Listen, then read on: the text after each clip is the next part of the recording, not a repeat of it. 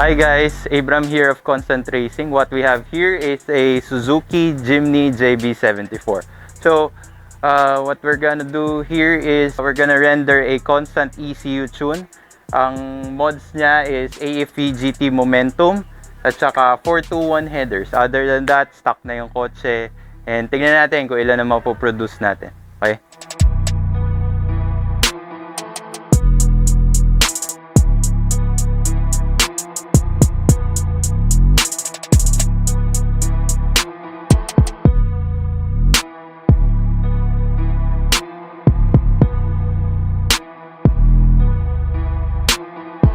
So, done na natin i-measure yung stock power niya. So, naging 73 horsepower and 100 Newton meters of torque. So, medyo mas mataas siya bukod sa mga stock ng Jimny because of the modifications done. So, we expect a higher tuned figure. So, Martin will tune the JB74. Tignan natin kung ilan na ma-increase natin.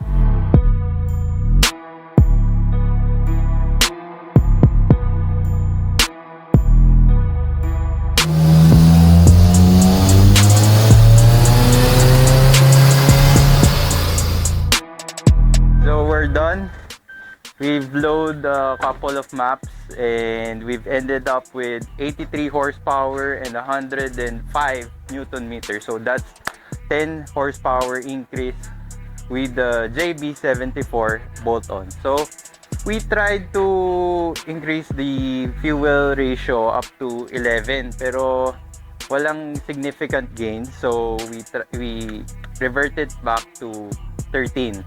So, yun na yung pinaka-the best niya with 10 horsepower and 5 Newton meters of torque. So, that's it. Okay na. So, if you want a tune, message us on Facebook, Instagram, or ring us at 0906-214-0208. Okay.